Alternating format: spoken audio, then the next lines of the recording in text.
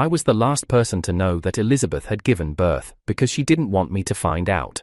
The smell of antiseptic filled my nose as I walked through the hospital corridors, the same ones I used to roam with her father when I was still considered part of the family.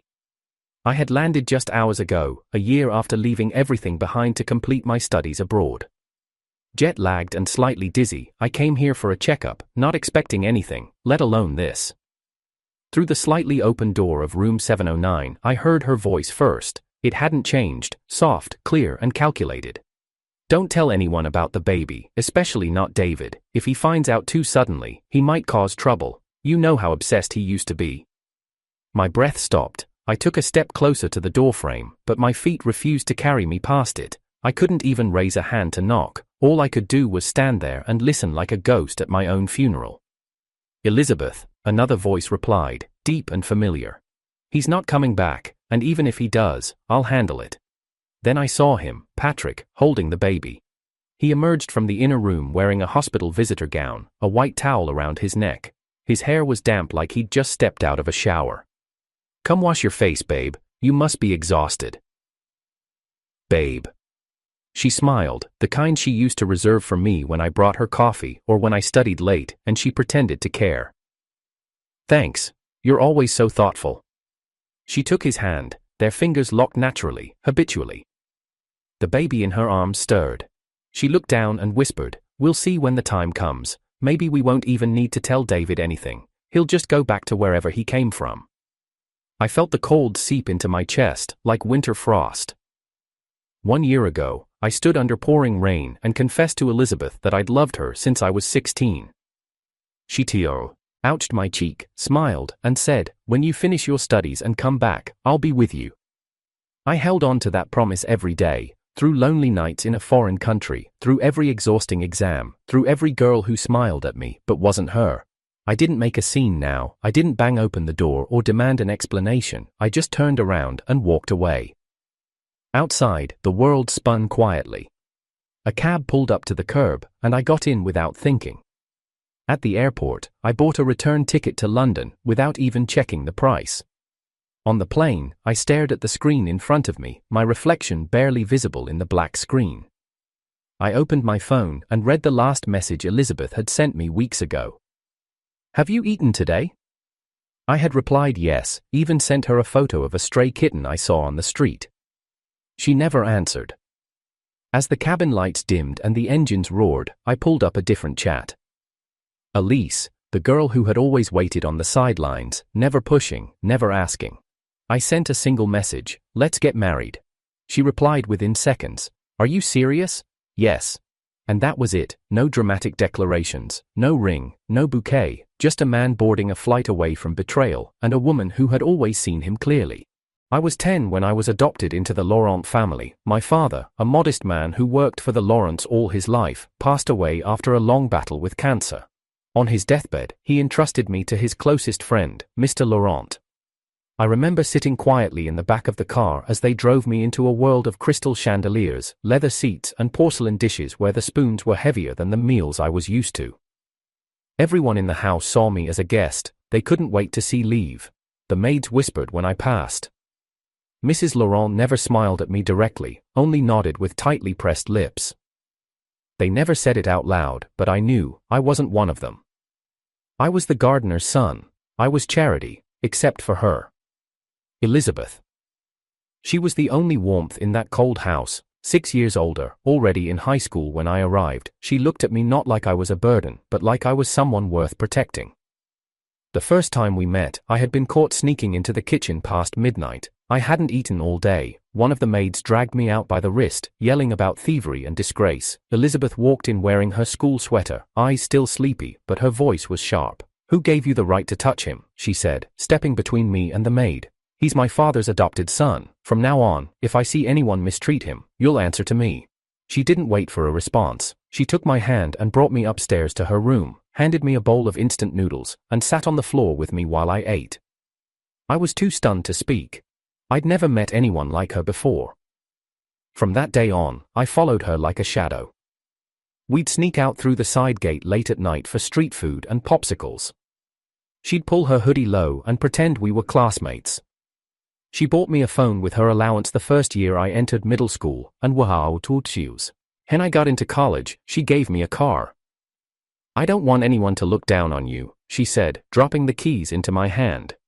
This world doesn't respect people who walk to job interviews. People at school whispered, some called me her lapdog, others assumed I was just lucky. I didn't care. I lived for those moments with her, for her laughter when I tried to sing off key in the car, for her pouting when I teased her about using too much blush. I loved her quietly, fiercely, and completely, for 10 years. She never called me her brother, not once, and I never dared call her sister. When I turned 18, she got drunk at her friend's birthday party and stumbled into my room. Her breath smelled like peach liquor, her eyes glassy but focused on me like I was the only thing in the world she could see. You've grown up, she whispered, fingers brushing my cheek. Then she kissed me, soft, trembling lips pressed against mine. I want to be your wife one day, David, she murmured, curling into my arms like a secret she couldn't tell anyone else. The next morning, we never spoke of it again, but I remembered every detail, and when I told her I'd been selected for a year-long scholarship abroad, she didn't hesitate. I'll wait for you, she said. When you return, I'll be yours. I boarded that plane with her promise etched into my chest like scripture. London was lonely, cold rains, strange food, people who smiled too much but meant none of it.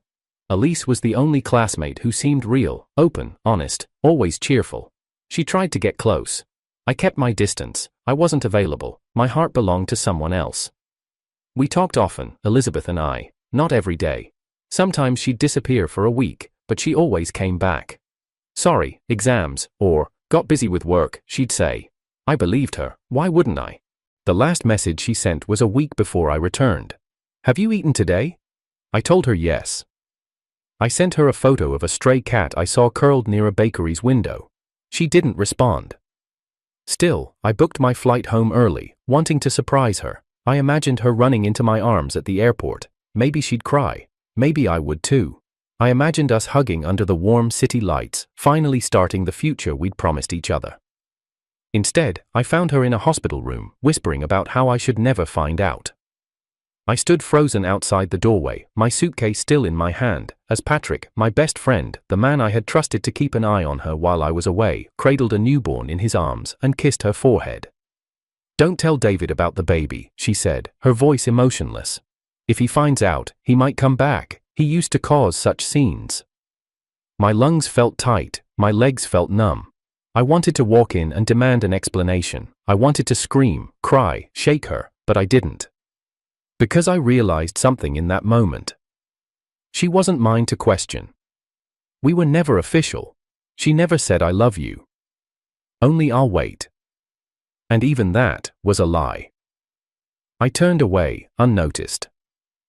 Outside the hospital, I stood by the taxi stand and booked the first flight I could find. I didn't care where. Anywhere far. On the plane, I read through every old message she ever sent me. I memorized her good mornings, her miss you texts, her promises. They all read like fiction now. Then I opened Elise's chat. Let's get married. She responded instantly. Wait, are you serious? Yes. A pause, then. Then I say yes. That was it. Elizabeth had given her body to someone else, given her promises to the wind, given our memories new meanings that made me sick. I wasn't going to cry, I wasn't going to scream, I was going to leave and love someone who had always stayed. The morning after I landed, I received a message from Elizabeth. I heard you're back, want to grab dinner? I'll pick you up. For a moment, I hesitated. She hadn't replied to my message about the kitten, she hadn't said a word for weeks, and yet now, after I'd seen her in that hospital room, after I had turned around and flown across the ocean to forget her, she suddenly remembered I existed. But I agreed. Not because I forgave her. Not because I believed she owed me something. I just needed to see her face one more time to make sure I hadn't imagined everything. She arrived right on time. Not in the hospital gown, not tired or disheveled. She wore a fitted beige coat and lipstick I didn't recognize. Her hair was curled, her heels clicked with precision, her smile was measured. She looked polished, composed, untouched by the storm she had thrown me into. It's been so long, David, she said brightly, sliding into the seat beside me like nothing had changed. You still look the same, but I've gained weight. Don't laugh. I didn't laugh. I couldn't. I was still processing the fact that she could smile so easily, that she could look me in the eye and pretend nothing had happened. Let's eat first, she said, leading me to a quiet restaurant tucked away on a side street. She waved to the waiter like she'd been there many times before. 3 of our usuals, and 1 more dish. He's finally back from abroad. Our usuals. When the food came, I stared at the plates in front of me. Celery stir-fry, spicy tofu with coriander, pork with strong herbal marinade, all of it things I'd avoided for years. She used to know that. She used to pick out the celery before I could. Eat up, she smiled, digging into the food. You must be exhausted from the flight. I didn't touch anything. I stared at the bowl, wondering if this was some elaborate prank. Was this a test to see how much I still remembered, or had she really forgotten what I couldn't stand? I reached for a napkin from the car's center console and opened it absent-mindedly. It was a scented tissue, the exact kind that always triggered my sinuses. My nose twitched. I froze. Use the ones in that paper bag instead, she said casually, not looking up. These ones are for the baby. They're expensive and scented. I looked at her slowly. I don't like scented ones, you know that. Her chopsticks paused mid-air. Really? I thought you did. My chest tightened. She had seen me sneeze from them before. She had laughed and said, I'll remember next time. And she did, for years. I dropped the tissue and leaned back. My appetite was gone, so was my patience. As she continued to eat and talk about everything, but what mattered, her phone lit up on the table. I caught a glimpse of the name. Husband. She moved too fast, swiped the screen and silenced the ringtone before it rang again. But I saw it. I need to go, she said suddenly. My friend's in trouble, something urgent. Friend, I echoed quietly. She stood, brushing her coat smooth. I'll make it up to you tomorrow. We'll have a real welcome dinner, just you and me. Before I could respond, she was gone. I sat there alone, surrounded by food I couldn't eat and air I couldn't breathe. I stepped outside into the cold and let my feet carry me wherever they wanted. The city was loud but felt muffled around me. I kept thinking about how carefully she had silenced the call, how casually she had erased 10 years of shared memories. I remembered her leaning against my shoulder as we watched movies late at night. Her whisper in the dark, "You're the only person who sees me." Now I was invisible. My phone buzzed, a message from a mutual friend. "Hey, I heard you're back. Have you seen Elizabeth yet?" I stared at the name and called instead. "She just left," I said. "You know, about the baby?" he asked, cautiously. I stopped walking. "So? She told you?" he continued. "That Patrick's the father?" I felt the world spin around me. Patrick, my best friend, the one I told everything to, the one I asked to check in on her while I was away, the one who always said, "I got your back, man." He had my back all right, long enough to stick a knife into it. "She's getting married soon," the friend added quietly. "They're planning to announce it next week. Everyone thought you already knew." I hung up.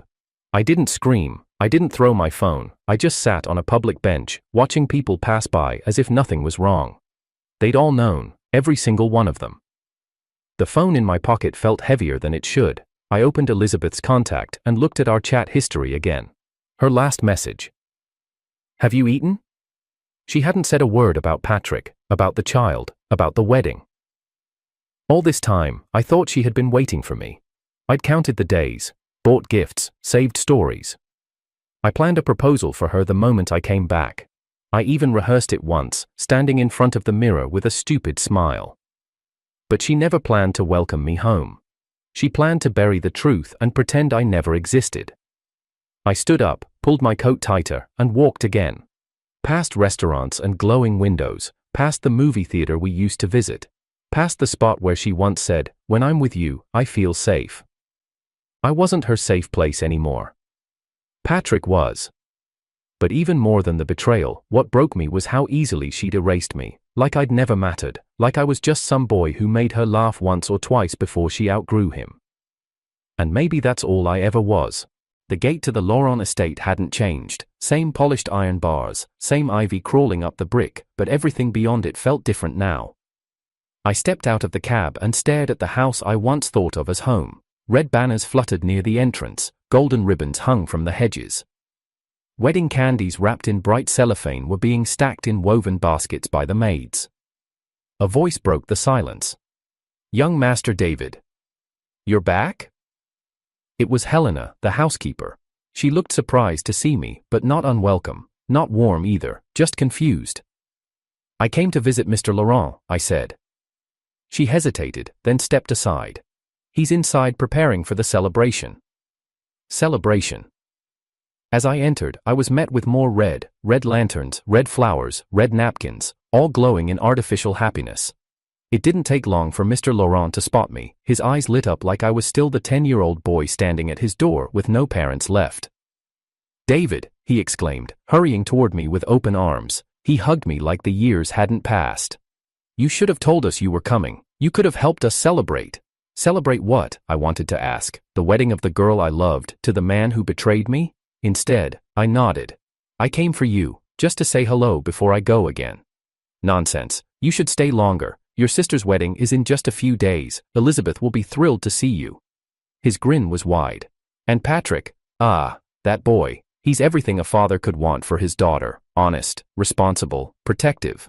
When Elizabeth gave birth, he cried harder than she did. That's love, son. That's real love." It felt like someone had shoved a glass shard into my throat. I forced a smile. "I'm happy for them." He clapped my shoulder. "I always knew you'd be successful too, but I'm proud of both my children." I didn't correct him. I didn't remind him that Elizabeth had once asked me not to call her sister, that she had kissed me with the same mouth that now called Patrick her husband. From the corner of my eye, I saw her. She had just entered with Patrick behind her. Her hair was tied back, a silk shawl draped across her shoulders. She looked radiant, calm, like a bride-to-be who had never broken someone's heart. Our eyes met for the briefest second, and then she walked past me like I wasn't even there. She didn't smile, didn't nod, didn't speak. She simply turned to Patrick and whispered something that made him laugh. Then they disappeared up the staircase. In that moment, I knew she wasn't going to acknowledge me. Not now, not ever. I wasn't her secret. I was her mistake.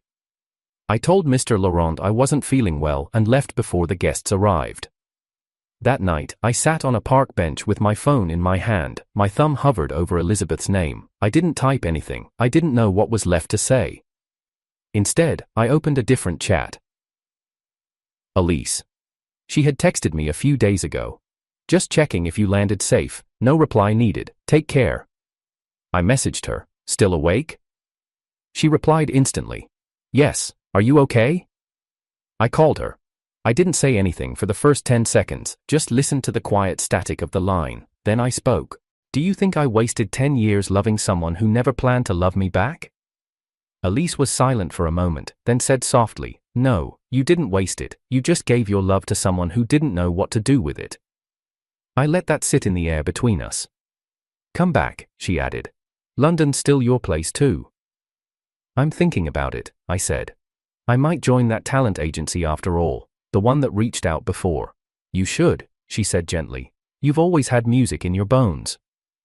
I ended the call without saying goodbye. My eyes were burning. I walked aimlessly after that. Through streets I used to share with Elizabeth. Through alleys where she once tugged my hand and whispered secrets. Through corners where I once imagined proposing to her. But those places didn't belong to me anymore. They belonged to Patrick. To their baby. To lies wrapped in gold ribbons. When I returned to the apartment I was staying in, I opened my laptop and pulled up the old messages from the talent scout. I typed one sentence. "I'm in. Tell me what I need to do." His reply came quickly. "I knew you'd come around. Let's make something unforgettable." Maybe it was time I became unforgettable for the right reasons, not for the girl I loved, but for the man I could become. The invitation came 2 days later. A simple message from Elizabeth. "I'd like to host a proper welcome dinner for you, just a few close friends. You deserve that much." I didn't know why I agreed. Maybe I still hoped there was a sliver of explanation she hadn't told me. Maybe I just wanted to prove, to her or to myself, that I could look her in the eye and feel nothing. She picked me up that evening, dressed in ivory with gold earrings that shimmered under the streetlights. "You look nice," she said softly as I stepped into the car. I nodded and said nothing. On the way there, she made small talk, asking how London had been, what I thought of the weather back home, if I still remembered my favorite street snacks. It felt like an old script performed by an actor who forgot the meaning behind the lines. The clubhouse was decorated in soft pinks and whites. There were balloon arrangements, floral centerpieces, and a tiered cake in the corner that read Joy in golden icing. Joy. I paused. Elizabeth had once told me, if we ever have a daughter, I want to name her Joy, because being with you is the happiest feeling I know. I didn't ask anything, not yet. I walked in with a dull ache pressing against my ribs. Everyone turned to look at me. David's here, someone said, too brightly. I scanned the room, familiar faces from school, old family friends, even two of my former teachers. Some smiled awkwardly, some averted their gaze. All of them knew. Every one of them had chosen to stay quiet. Patrick and Elizabeth walked in hand 5 minutes later. Her hair was pinned back elegantly, and she wore a white dress that almost looked bridal. He had a smugness in his walk, the kind of confidence that came from knowing no one would challenge him. Applause broke out as they entered. Someone handed them a gift basket, another handed a card. "Stop," Elizabeth said with a laugh. "This dinner is for David, he's finally home." She looked at me when she said it, but there was nothing behind her eyes. Just performance, polished, practiced detachment. Patrick's gaze lingered on me longer than hers did. "Welcome back, man," he said, walking over and offering a handshake. I took it. His grip tightened slightly. Mine did too. Dinner passed in polite conversation and long silences. Every bite I took felt like glass. The laughter in the room rang hollow in my ears. I wanted to leave, I didn't. Midway through the evening, I excused myself and headed to the restroom. I splashed water on my face, gripped the edge of the sink, and stared at my reflection. Then the door creaked open behind me. Patrick stepped in, closing it behind him. He stood a few feet away, watching me through the mirror. "You saw the name on the cake, right?" he asked. "Joy, she's ours." I said nothing. "I thought you might try something stupid tonight, but you've been quiet. That's good, for everyone." He stepped closer. "I know you used to be obsessed with her. I used to think you two might end up together, but you were always just the kid she pitied." He smiled faintly. "You know, David, sometimes it's better to let go before things get ugly." I turned to him. "Is that why you got her pregnant while I was gone, because I let you get close?" His smile dropped. "You really think she loved you?" he said. "She never did. You were a phase, a mistake she was too kind to correct." My fist clenched, but I didn't move. He took a deep breath, then, without warning, pulled a small blade from his pocket. Before I could react, he slashed his own wrist, fast and shallow, but enough for blood to spill instantly onto the sink. "What the hell are you doing?" I stepped back in disbelief. He dropped the blade to the floor with a loud clang. Then he staggered back, yelling, "Help! Somebody help! He attacked me!" The door burst open. Elizabeth was the first to rush in, heels clicking, eyes wide. She froze when she saw the blood, then her gaze shot to me. "David, what did you do?" "I didn't," I started, but Patrick cut in, his voice weak, trembling. "He asked if I was really with you, and when I said yes, he lost it. I'm sorry, Elizabeth. I didn't want this to ruin everything." She shoved past me and grabbed a towel, wrapping it around his wrist. "You're insane," she snapped at me. "You're completely insane." "I didn't touch him," I said. "He did it himself." "You expect me to believe that? You've always been possessive. I should have known you'd ruin this too." Her words hit harder than any slap. The girl who once told me she'd protect me now looked at me like I was a monster. "Apologize to him," she demanded. "Now." I looked at Patrick, who was trembling on purpose, biting back a smirk beneath the pain. "No." "Then get out," she hissed. "Get out of our lives, David. Forever." I turned and walked away. I didn't fight. I didn't explain. I walked out of the restroom, past the tables, the music, the balloons, and the cake. Past the life that could have been mine. I didn't even stop to grab my coat. The wind outside bit at my skin, but I didn't feel cold. Back in the apartment, I opened my phone and pulled up my WeChat moments. I typed slowly. "To everyone who ever wondered, I won't be coming back. Not to her, not to this city, not to what I thought was home. I was a fool for 10 years. That ends today. I posted it, I turned off my notifications, I didn't cry, I didn't sleep. I just stared at the ceiling and waited for the sun to rise. London was colder than I remembered, but this time, I didn't mind the cold. I had no reason to chase warmth anymore, especially from someone who burned me so thoroughly. I moved into a small flat near Richmond, modest but quiet, with a window that looked out over the river. I didn't tell anyone back home, not even Mr. Laurent. I just disappeared, like I had never existed. The scout from the music agency kept his promise. The moment I said yes, he connected me with a vocal coach, helped me book studio time, and scheduled my first single release. But it wasn't just the agency that kept me going, it was Elise. From the first day I saw her again, she didn't ask what happened, she simply showed up with groceries and said, "You probably haven't eaten anything decent, let me cook." She filled the kitchen with soft music and warm smells. Her presence didn't demand answers, it just gave space. And slowly, I began to fill that space with the parts of me I thought had died. One evening, after we finished dinner, she brought me a pack of tissues and tossed it onto the table casually. "These are the unscented ones," she said. "The floral ones in the shop made me sneeze just looking at them." I looked at the pack, then at her.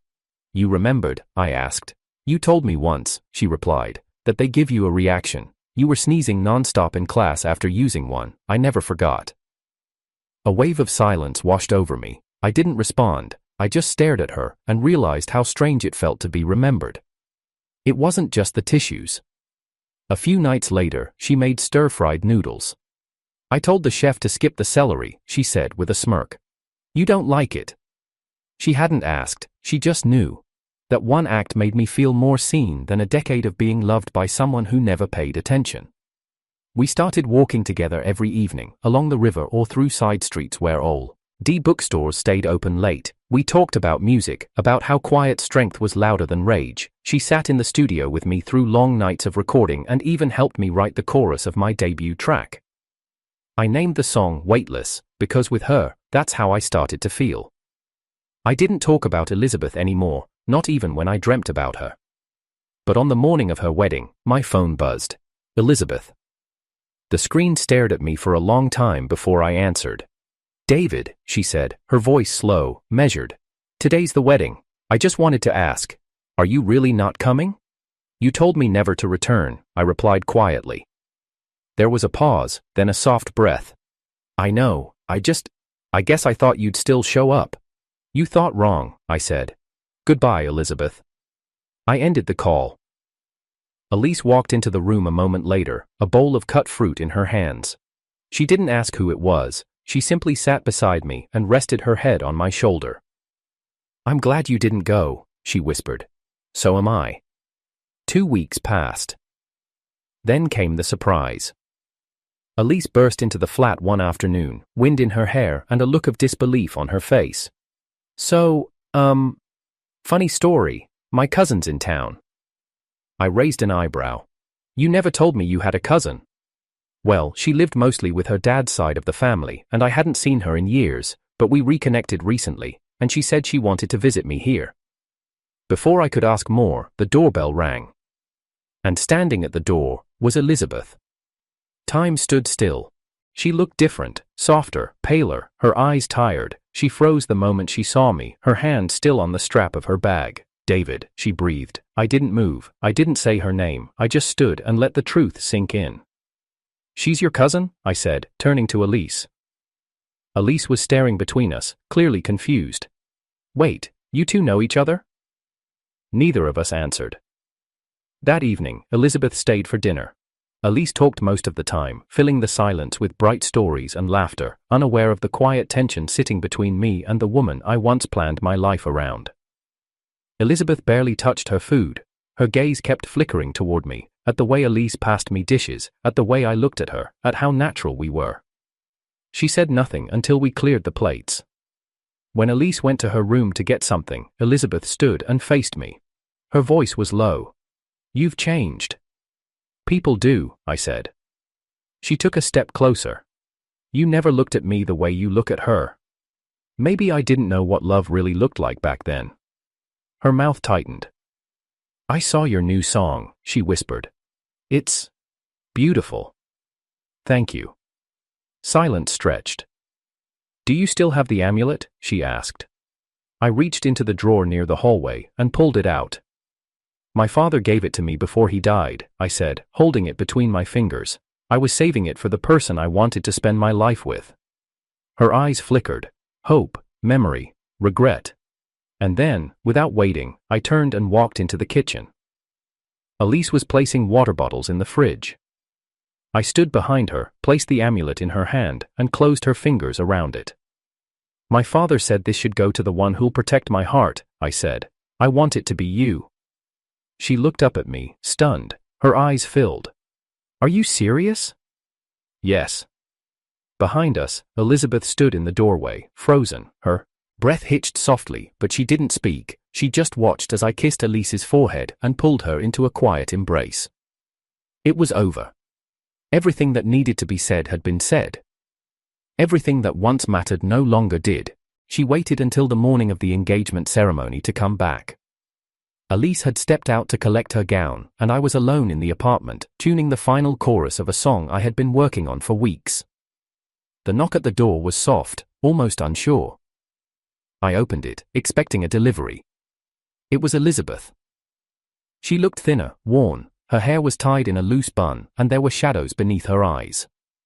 She was holding a folder in one hand and an envelope in the other. "I didn't know where else to go," she said.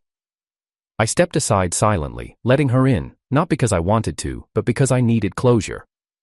She walked in slowly, like every step cost her something. "I divorced him," she said, setting the folder on the table. I didn't look at it. She kept speaking. "Patrick only wanted the Laurent shares. The day after the wedding, he changed, stopped pretending. He said I wasn't worth the trouble if I couldn't get the board to give him control. He moved out 3 weeks ago." I didn't interrupt.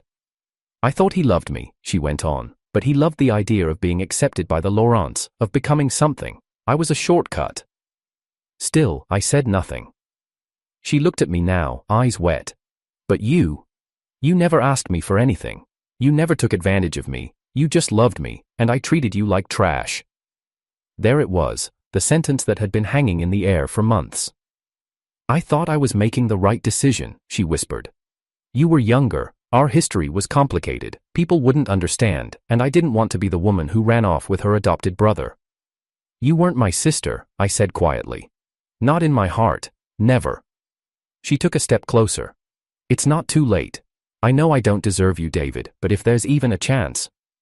I raised a hand, gently stopping her. "You threw me away," I said calmly, "when I loved you the most, when I waited for you, believed in you, trusted you. You didn't just choose someone else, you erased me." Tears welled in her eyes. "I was scared."